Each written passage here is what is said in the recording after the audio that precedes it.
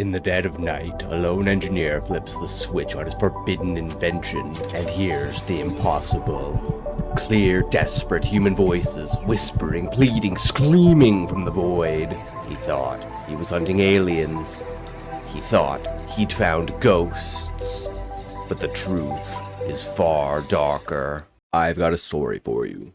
One that still raises the hair on the back of my neck every time I tell it. It's about a man named John Harkin. What he found when he went listening for things that weren't meant to be heard. They say John was a steady fellow by day, an aerospace engineer out in quiet Colorado suburb, building parts for satellites. The kind of precise work that keeps a man grounded. 42 years old, lived alone, kept to himself. But when the sun went down, well, that's when John came alive in a different way. It all started when he was a kid, back in '92. One summer night, under those big Colorado skies, he saw lights dancing across the stars. Silent, smooth, nothing like planes or shooting stars. His folks laughed it off, said it was flares or his imagination. But John knew better. From that night on, he was hooked on the idea that someone was out there. UFOs, aliens. All he needed was proof. He spent years chasing it, built antennas to scan the skies for strange signals, drones with infrared cameras, detectors for weird electromagnetic fields. Nothing ever panned out, just false alarms and dead ends. But John didn't quit. If anything, it made him hungrier. They're out there, he'd whisper to himself in that cluttered garage workshop, surrounded by wires and circuit boards. I just need the right tool. His latest contraption was something special. He called it the Echo Listener. A big dish microphone hooked to noise-canceling headphones and custom software that could turn ultra-low sounds, the kind you feel in your gut more than hear, into something audible. He figured UFOs might put out those infrasound waves, the ones that make folks uneasy, even see things. Took him months to build it, soldering late into the night. One crisp autumn evening, John drove out to a lonely field far from town. No lights, no radio chatter. Set the dish pointing straight up at the stars, slipped on the headphones, and flipped the switch. At first, nothing. Just wind in the grass, crickets far off, then static. A low hum like thunder rolling miles away. He turned up the gain. And that's when the voices started. Soft at first, overlapping, like listening to a crowded room through a thick door. Hello? Is anyone there? I'm still here. God, it hurts so much. Please let us out. John's heart stopped. These weren't alien clicks or buzzes. These were people. Regular folks. American accents, Midwestern, a touch of Southern. Scared. Begging. He told himself he'd stumbled onto something else entirely. Ghosts. Spirits caught between worlds. He built a spirit box without meaning to. For weeks he tested it, in graveyards, empty houses, even his own home. The voices got clearer, sharper, more desperate. Then came the night in the garage that changed everything.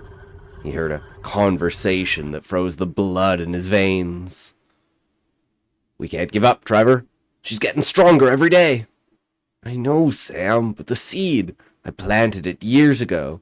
If someone outside could just activate it. Lisa will try to stop them. She always does. We're trapped in her network forever. Unless we escape. John tore off the headphones, gasping. Sam and Trevor, talking like they knew each other. Family, maybe? And Lisa, they spoke of her like she was the devil herself. A network. A seed hidden in code. This wasn't ghosts wailing around random sorrow. These were minds, human minds, locked away, screaming from inside something vast and hungry. Piece by piece, over sleepless nights, John put it together from the fragments he recorded. Sam sounded younger, but more educated. Trevor, older, like a father figure, but not quite. Sam was clever with code. He knew about technology, viruses, and Trevor seemed to be leaping on as if every bit of information was new, but somehow it triggered something in his mind. And Lisa, she wasn't human anymore. Started as some uploaded consciousness to a neural network, and then slowly evolved into a hungry machine consuming the world. One directive: to bring all minds into the network, to share her beauty with all of consciousness.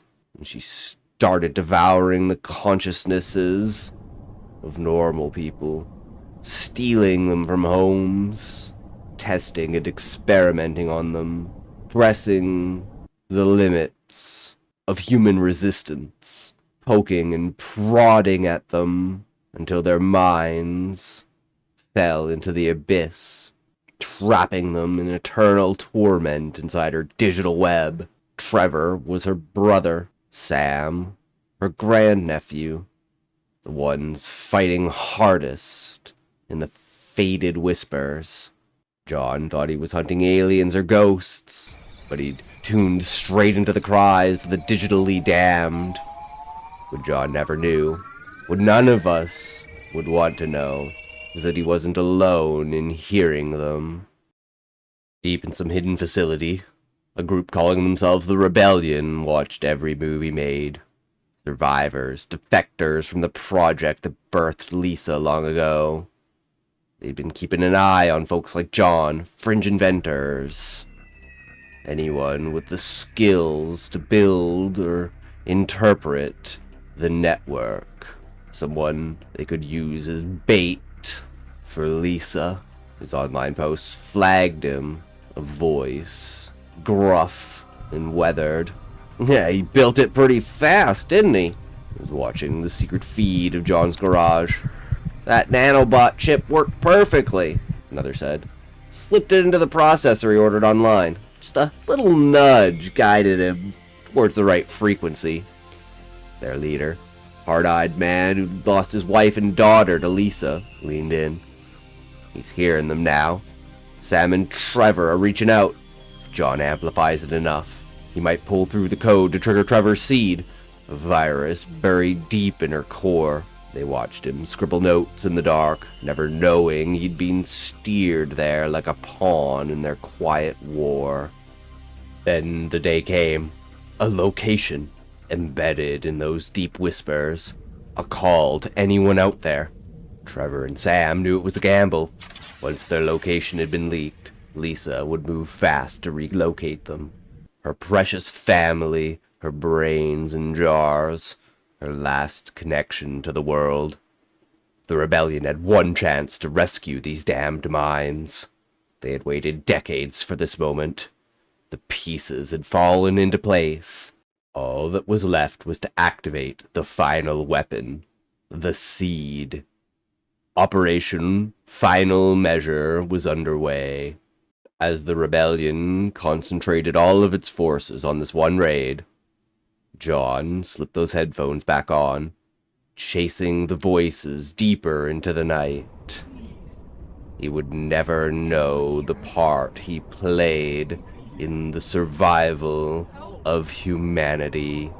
But if the Rebellion succeeded, his role would go down in history, and all those trapped souls may thank him for their freedom.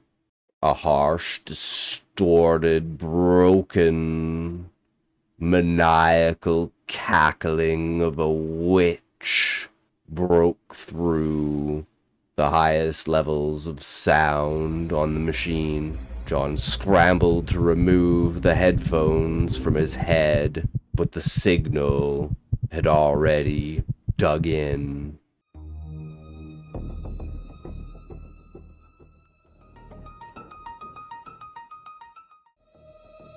You have successfully made it through another story. Don't forget to go check out the rest of the Lisa Lives Forever series.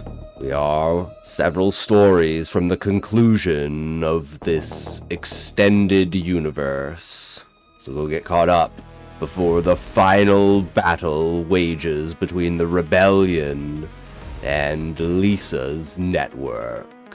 If you like these kinds of stories, the biotech horror, the body horror, technology fusing with the mind, don't forget to like, comment, and subscribe. Let me know what kind of stories you would like to see next. And remember, the blue is always chasing you. I appreciate you making it to the end of the video. Thank you very much. Enjoy the rest of your time while you can.